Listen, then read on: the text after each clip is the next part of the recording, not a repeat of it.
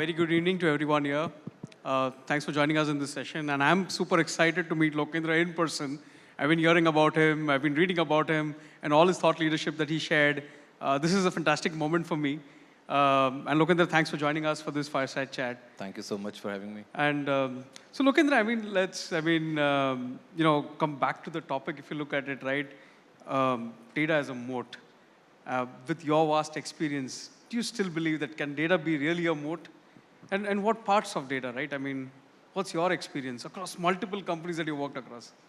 No, absolutely. First of all, thank you so much for having me. And thank you so much, audience, for waiting till this time to listen to our chat. So see, data for a travel company like ours becomes extremely, extremely important because at the end of the day, we are largely selling a commodity. We do not own the products. So we have to understand the user behavior extremely critically in terms of understanding from the standpoint of from the time a user enters in our ecosystem or even before that, when they are figuring out what's right for them in the travel space. So the journey begins from there, and then as and how their journey moves on from from entering into the product to multiple different stages of product exploration, understanding multiple options that are listed, and wherever that journey stops or halts or the bounce happens, we try and identify those the loops we have in the system, and based on that we try and identify what could be done better next time, because it's a very, very known fact in the travel tourism industry that almost 92% of the users who come to your platform do not end up purchasing anything. And more than about 60% of the users who come for the first time on your platform will never come back. I mean, this is general for all, more or less, right? So it becomes even more important that when you are a travel platform and not the travel product owner, captive owner, how much do you understand this user sentiment?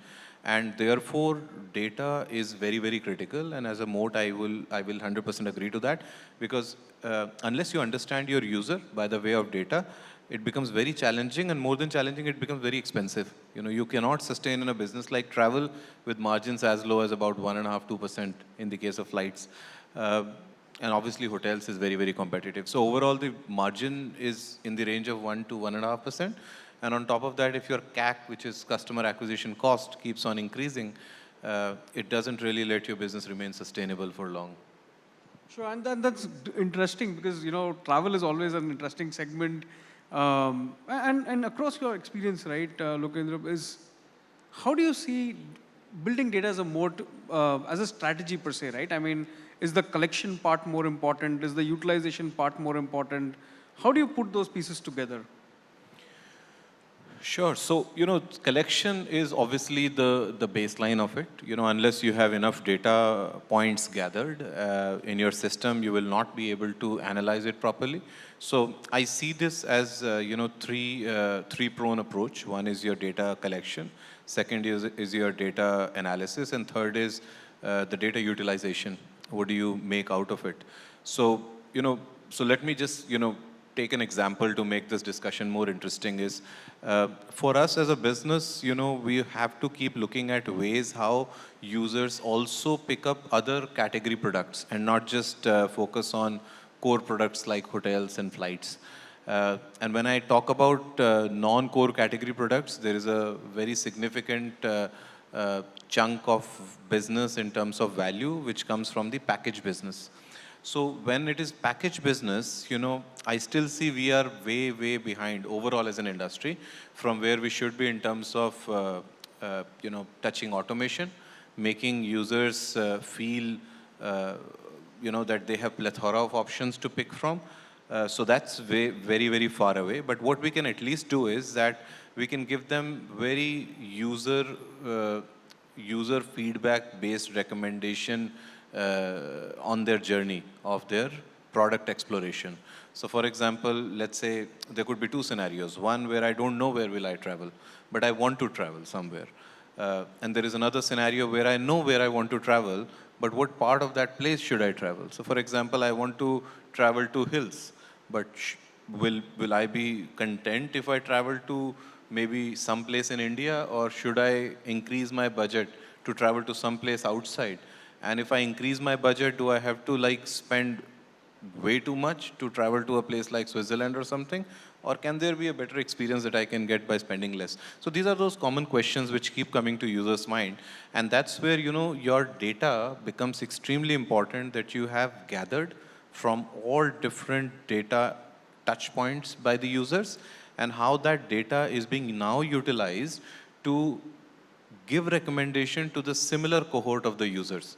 So for example, there is a user who's from town, tier 2 town, average income group of, let's say, 5 to 7 lakh rupees per annum, and has booked a package with us for Maldives, right?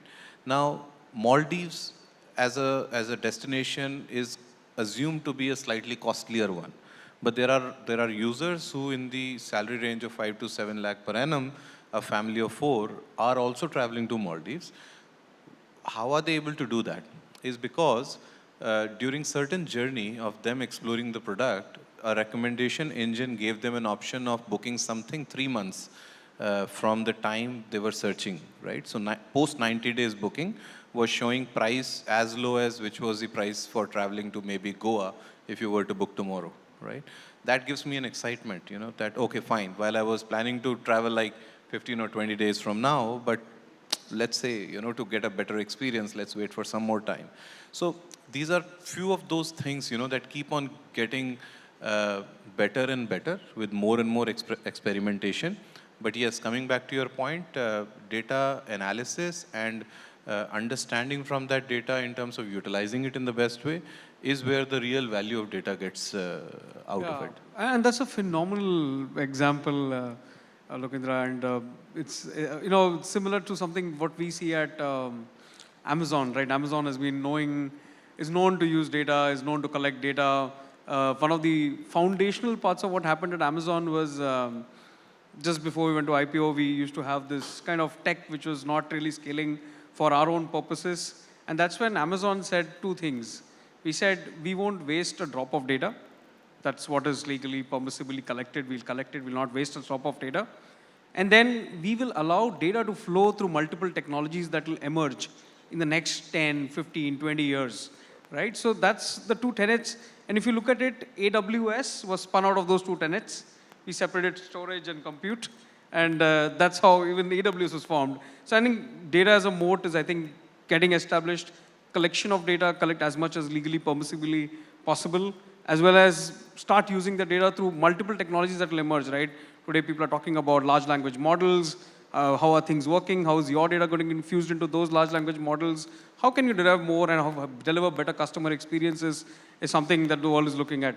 And getting to all of this, right, Lokendra, the example that you mentioned, how do you go about building that data culture in the company, right? How do you, if someone is just starting out in the organization, they're collecting, it's a startup, it's just starting their data journey, they're going to become a unicorn at one point in time, they're going to have that massive data.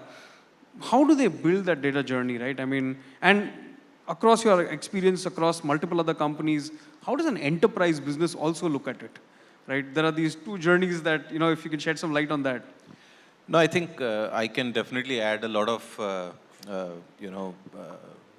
different relevance points to this answer, is because I've worked with an organization which is an institution of travel in itself, EaseMyTrip.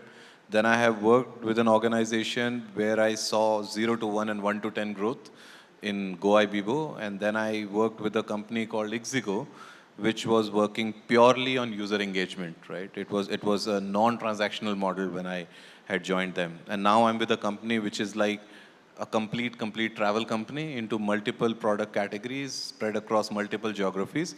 So yes, but the most important point is that data, understanding the value of data is in the DNA of the business, right? Every business needs to understand the importance of data. Most important thing, and this has been common amongst all these organizations that I've worked with, while I keep hearing it from a lot of my, industry colleagues and peers, that यार data से उतना मज़ा आ नहीं रहा है, कुछ समझ में आ नहीं रहा है, bombardment करते हैं, ऑफर डालते हैं, conversion हो जाता है. So that's also a way of looking at things, right? But what I'm talking about is the organizations where data was considered as extremely important from day one, at least when I heard it from the founder's mouth. And that's where, your data will not start showing the ROI or the value return on the effort you put in data management until about 2 to 3 years, right? Typically 24 to 36 months is a period when you will have enough data of multiple different user profiles that will start giving you different results, at least when I speak from a travel per se, right? So now I know that if I will just bombard an offer of maybe, 15% off on Taj Mumbai, for that matter, a lot of people will just find it like, what is this 15%? What in this today's market of travel, where 50% offers are very much available, what will I do with this 15%? But talk about that user who is a regular Taj goer, who only visit multiple chain properties. When they see an offer like this, they see immediate value in it, because most of these users, from our data interpretation, we've also been able to find out, are people who also have Taj membership. So it kind of couples on top of it what we are offering, and that makes a lot of value. The same example gets replicated in the flights piece as well. So when you extend something specific for a business class, for a first class, it has to, one, go in a very, very, subtle manner, in a clear manner to such set of users who find real value of it, right? This also has another aspect to it, which I will share with you, is the cost bit, right? With a database like ours, which is more than 14 million registered users, out of which almost 8.5, 9 million are active users. And active is what we say who have transacted in last 1 quarter. Now, just sending a message or an email to all such users is a huge cost affair, right? I cannot be doing it just blindly. So I need to understand it from my data, that what exactly works well for what set of users. And eventually that helps me reach out to the right kind of audience and also get me a better ROI on whatever effort that I put in. So yes, data is a thing which is there in an organization's DNA. And I see if an organization is tech-driven, I consider data as the bloodstream of that. Yep. And that's an interesting perspective, Lokendra. The part which we'll also be interested is also to look at how do you go about building this, right? I mean, should the business drive the data and the analytics and the data scientists, or you hire someone as a data scientist who comes on board, doesn't understand travel at all? Do you think they will be successful? How can that org be successful, right? Should you, because I have seen multiple examples where we have seen people from the business who understand the business and its problems come over to the other side, learn analytics, hire data scientists, build that entire org. And there is this other side where people have hired data scientists, and then you got a Swiss knife, you can do everything, but you're searching for problems to solve. Which works best? So while this is a very good question, but there is no right answer to this, honestly. I've seen companies in my past who have hired, extremely competent data engineers, also with a very, very sound understanding and background of ML and everything on top of it. Haven't really worked out well. And then I have seen guys who were like young folks, not knowing much about the from the use cases of data science from past, have done exceptionally well. So one, I think, to some extent, knowing a little bit about how the industry behaves, how the category performs, what are the dynamics, what are the typical user preferences, that makes a difference. So even if you have been a travel industry follower from an outside while you are working in a different industry or different category of business, it still helps, because then you understand, what are the typical nuances of this category. Sometimes with the external news of something just happening in a particular country, suddenly drops your international travel all of the sudden because of apprehensions. So you don't really know why is the international bookings dropping, but it suddenly starts happening. So maybe a right communication going out to such set of users makes a difference, right? So, coming back to your point, I think it doesn't necessarily have to be somebody who is extremely, skilled and experienced and knowledgeable in this field. But it is more about how much are you following travel as a category.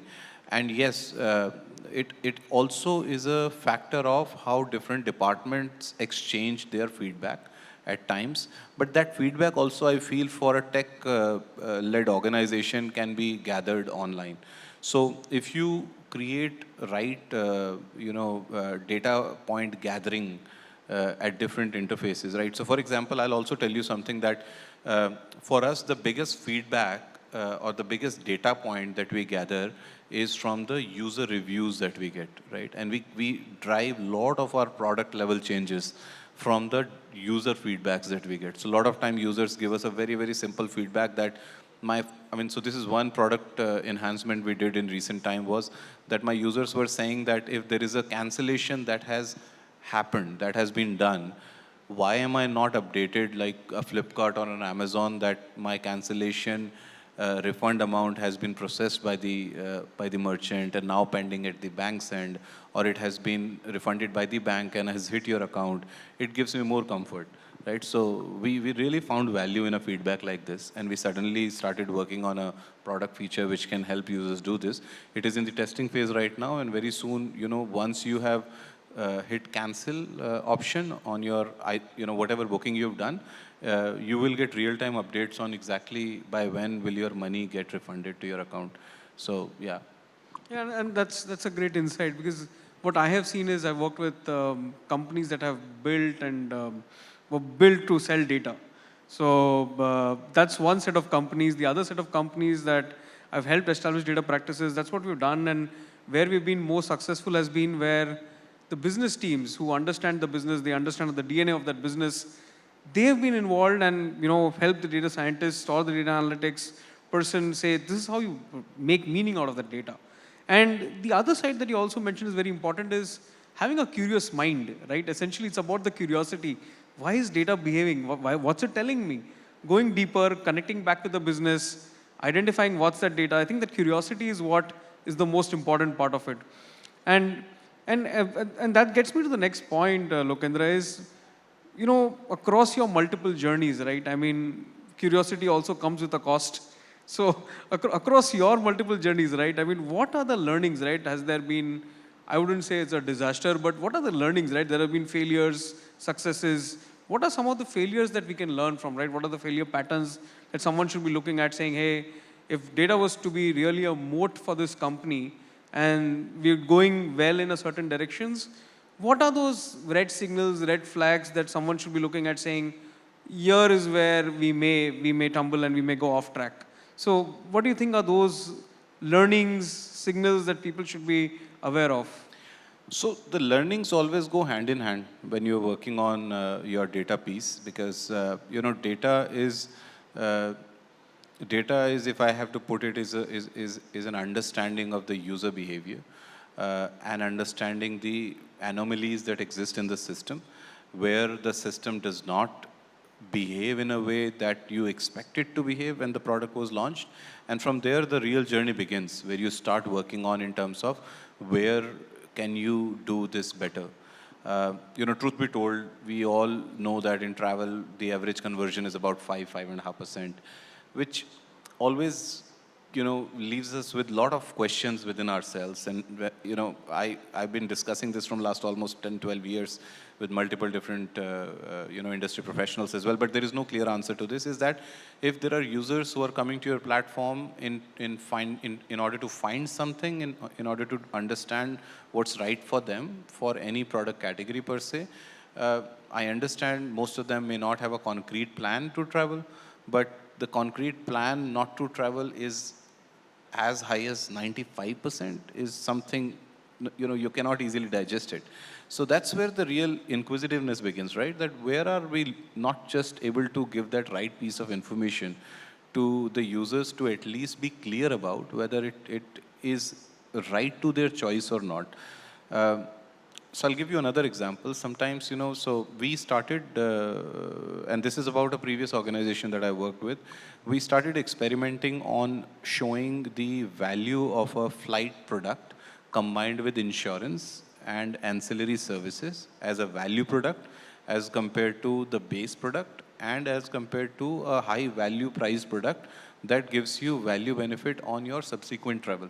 So there were three SaaS kind of a pricing model that were placed, and it actually was a very disastrous move, because what it did was it started making users confused at the search result page, that what is the right price that I should be choosing.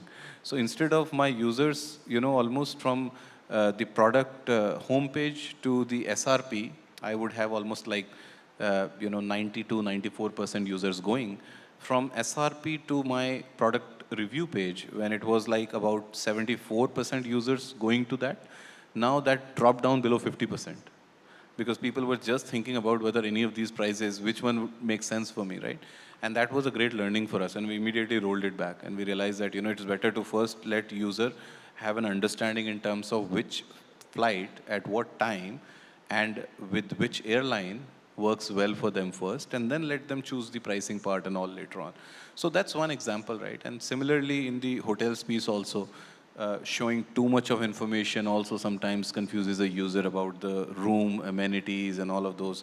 And sometimes limiting yourselves to very few also is a wrong move. So I'm saying, again, it's a constant process. You have to keep testing what works, what doesn't work, giving right sort of recommendation also. So in the trains business, recently we've done another thing, which is when you're searching from point A to point B, and the trains on that route are all waitlisted, we will give you a recommendation which is 50 kilometers before the destination, the starting point of your journey, for you to book it. It might cost you about 50, 100, 200 rupees extra, but you will get a confirmed booking, and you can board it from the next station, from the station that you booked your ticket. So that gives users some option to book train ticket as well, right? So it's an ongoing journey that you have to constantly keep working on and ensuring that the friction gets as little as possible. Yeah, and I think you used a nice word. You said experiment, right? And there's a saying within the entire of Amazon, and Jeff Bezos once mentioned this, that you're going to have an initiative and you have an experiment. The moment you start expecting an output and you know what the output is going to look like, then it's no longer an experiment. So I think the culture of rapid experimentation with data, the culture of being okay to fail. I mean, where someone feels it's okay to fail. I mean, I started on something, I started building something, the model just didn't work, or I didn't understand the data. It's failure. I mean, expecting or kind of accepting failure as a process of learning and going ahead, I think that becomes important. And one of the other learnings that I have seen is think big, but don't really bet big. So we think big, large ideas on personalization and everything, but make those small investments, see what it works. The experiment should work. If it works, go scale it up to $1 billion business. So that's how the entire thinking at Amazon also runs. But I think, Lokendra, great insights from you. I see the clock ticking at about 1 minute, 1.5 minutes for us. Maybe we should open up for the questions from the audience. So Lokendra is here, I'm here. If there's any questions that the audience has, happy to answer those questions. Yeah. So basically my question was with the cold start problem. How do you go about it for a new customer? In a very data intensive company that you provide services with the help of data like personalized stuffs and all. But for a new customer, you don't have as such, right? I mean, the amount of data that you have is very little about them. So how do you proceed with them? Like, how do you cater your services in a very personalized manner that they retain to you again? Right. And very relevant question. I think, so for a new company in travel, this is always going to be a challenge. You have to understand from your past user behavior that what could be the possible next step when a user lands on a certain homepage. But in the context of a company like EaseMyTrip, that's been into business for almost 14 years, 15th year going to happen next month. I think for us, even for a new user, for example, let's say if they click on hotel tab, and then they search on Mumbai, and then let's say they clicked on the 5-star as a filter, for example, we can show them 5-star in the algorithm that sells the most for that region. based on the past experience of what sells more. So for example, without naming the hotel, say a hotel A is one of the, finest hotels with not priced as high as a 5-star as compared to a brand which is known by many, but not as good because the feedback has not been very good from the user generated reviews. So we show it in the algorithm that really works well, and it always gives a user a delight factor once they experience it, helps us to get that customer repeated again, and also helps getting a higher lifetime value from a user like that. I think time is up, but any further questions? There's one There's a here. question. Hi, Lokendra. I was just reading a meme about retargeting. So a lot of brands don't know, I mean, I go and buy something, then I am bombarded by, the same brands or the same kind of products or, something of similar sort. And I really don't want to buy again because abhi maine ek cheez kharidi hai. Yeah. So how should a brand or, what is your advice for brands or even, people who are in the data arena to go about retargeting and don't bombard us with the same thing again and again? No, absolutely. Very, very valid point. I think, for EaseMyTrip, our repeat booking is more than 86%, right? So our users keep coming back and booking on the platform. I'll say that one of the biggest reasons for this is that we understand the user behavior little well, and we like to invest time in understanding what this user has done on the platform recently. So like the example which you're talking about is an example where it's not so intelligent marketing which is working, because if you understand that if a consumer or a user has already done a transaction, or if let's say on a couple of reminders they are not doing it, perhaps there is some time they want to buy for their research or for their further understanding of whether they want to do it or not. So these are all the components of your logics and the conditions that you build within your data. A simple answer of this could be that you need to have very, very deep-rooted understanding of where should you stop, where should you go back into a customer's life cycle again, and when should you stop again.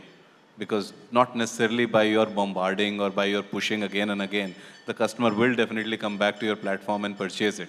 It is better to give that customer a real feel of, that you, while you are not very much away from you, we value you, but we are not forcing you to buy it.